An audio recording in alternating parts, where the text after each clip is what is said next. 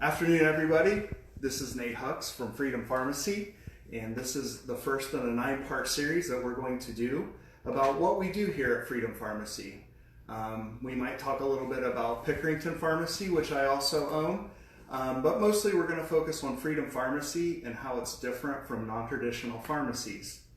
Again, it's a 9-part series, and appreciate you guys taking some time out of your day to tune in. And we'll be recording these and posting them on our social media pages. So if you don't get an opportunity to join us live every Wednesday at a little afternoon between 12:05 and 12:10 is when we're going live. If you don't get an opportunity to join us live, please check us out on our Facebook pages. Today's topic for Freedom Pharmacy is compounding. I'm getting a lot of questions about what compounding is, and the simplest answer is it's making prescriptions tailor-made for a specific patient. It's where art and science meet. So science hasn't really provided our solution or our pharmaceutical solution to a specific patient's needs. So we need to come up with that solution by compounding medications. So basically what compounding is you take an active ingredient or 2 or 3 or 4 or however many active ingredients you have, and you put them into a formulation or a prescription that is going to be used for a specific patient. So a good example of this is we've done several cat medications recently. They don't make the proper dosage forms for the medications for these cats that we've been making compounds for. So we've had to order in the raw ingredients and then put it into a prescription that can then be delivered to the cat. So one of the things I wanted to do today was show you guys sort of the process of how we compound prescriptions. The first thing we do is we get a prescription in from a provider. So this is my prescription, and the provider's asking us to make a specific formula for either a human or a pet or whatever the case may be. And we go ahead and we enter the prescription into the computer by scanning it in, and then we type in the preliminary information about the prescription. This will give us an opportunity to find out what the cost of the medication is going to be, and all that kind of thing. So to get all the ingredients that we need and all the different things that we need to make this particular compound, we are members of PCCA, which stands for Professional Community Compounders of America.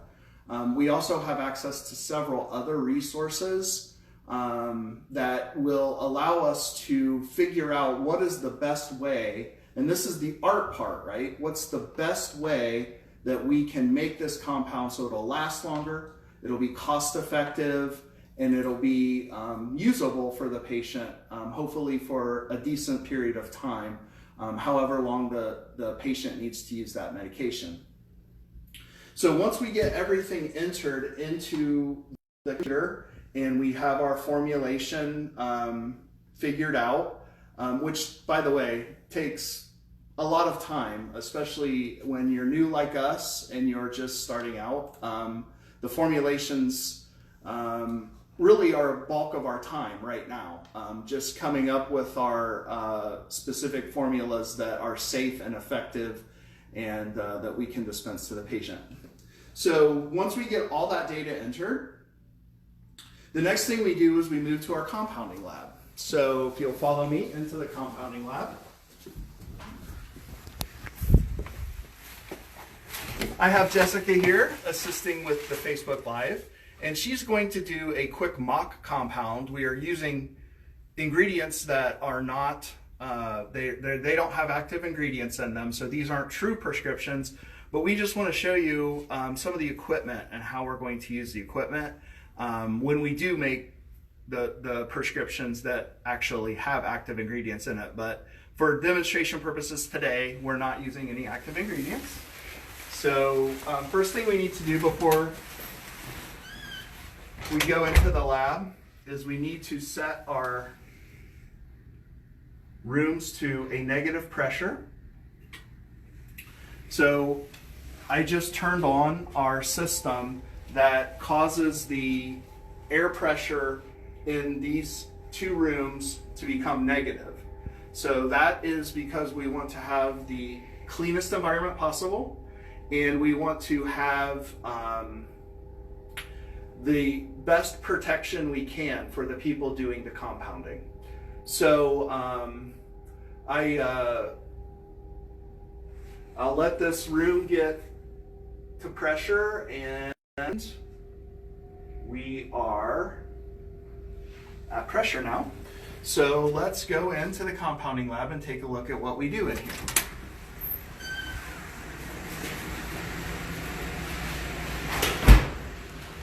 So the first thing we do inside the lab is we print out a formulation. This is an example formulation of something that we actually made today. And it has all the ingredients we need and the quantities we need. This is separate from the system that we used out there. This is a more specific documentation of all the ingredients we're using, all the lot numbers, the expiration dates, and everything that we're using goes into this system. So once we get this entered in the system, we print this out. And now Jessica is actually, again, doing a mock compound. Right now you can see she is grinding the powder that we're going to mix in the cream here in a few minutes. So I wanted to get that started. But we do need to weigh it for the one that we're going to put into the water as well. So what we do is we tare it here before putting everything in there. Should go back to 0, hopefully. There we go. And then we can just weigh out whatever we're going to need here. Now, if we were using the formula, we would be looking through there to have it lining up with the computer part.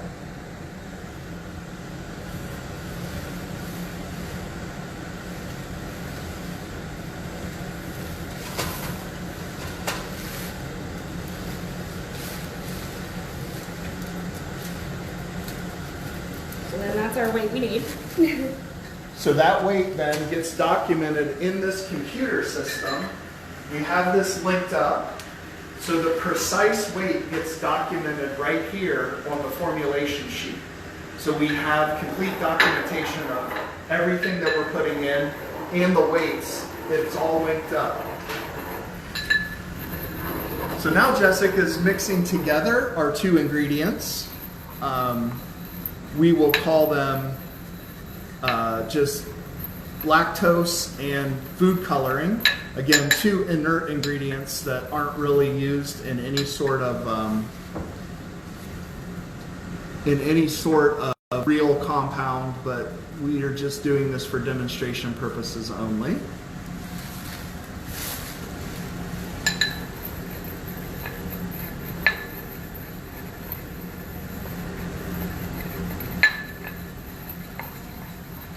So what she's doing here in the mortar and pestle is she's getting everything mixed uniformly and with a smaller particle size. A lot of times in compounding, one of the things we really try to do is get those particle sizes down to be very small, because the smaller the particle size, the better they often work.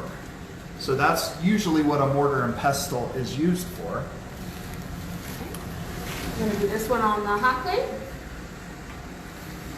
So this is a hot plate, and let's say the formula calls for us to put this into some water at a temperature of 105 degrees, and it tells us to spin it for 1 minute at 310 revolutions per minute. So we've got everything set already on the hot plate. The temperature will continue to climb until it gets to 105.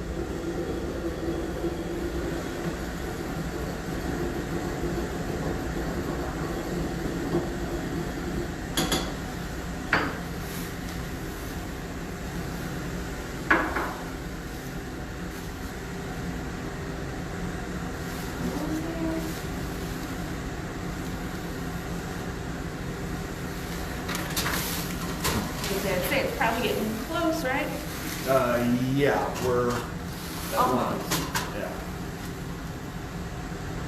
And notice Jessica has gloves and protective equipment on, face mask, head covering, and glove, all the stuff you need to protect yourself when you're compounding. And this ensures that we don't get any particles on our bodies and carry them out to our families, or even like have them absorb under our skin and cause us, issues, because we are handling dangerous medications, so we need to be very careful.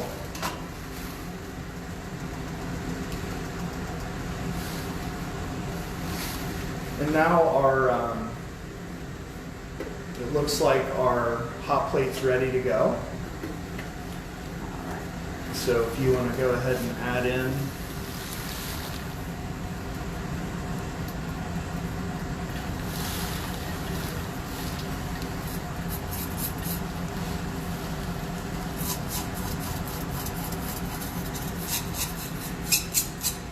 It's a horrible noise, I'm sorry.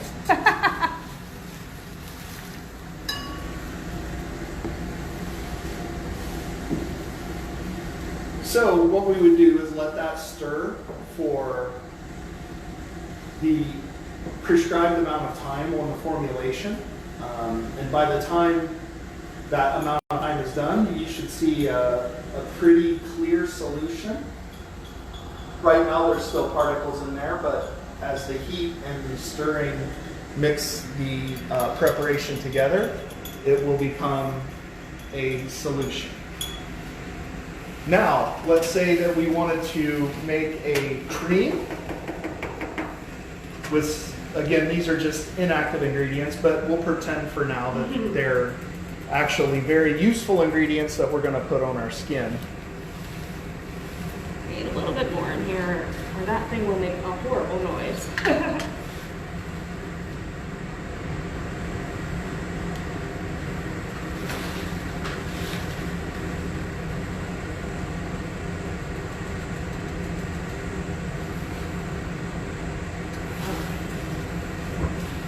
And this one I did the food color grind up as well, so we can kind of see that it's going to be mixed in on the machine we're going to move to.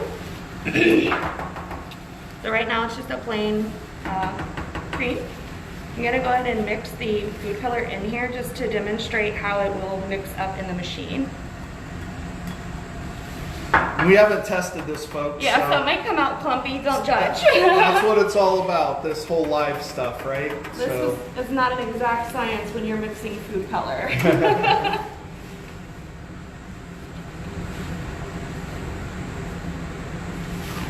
Okay.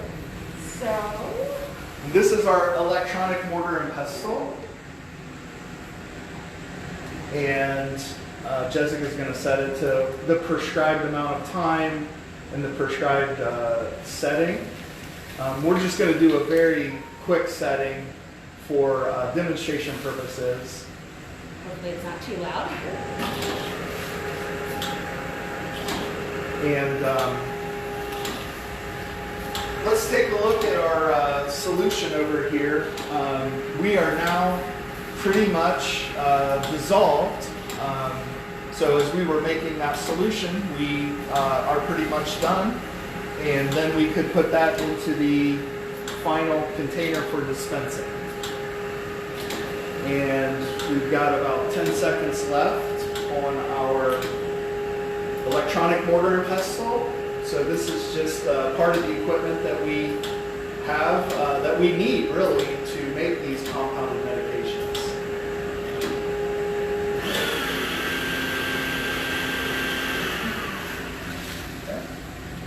And again, folks, we have not tested this. This is true live.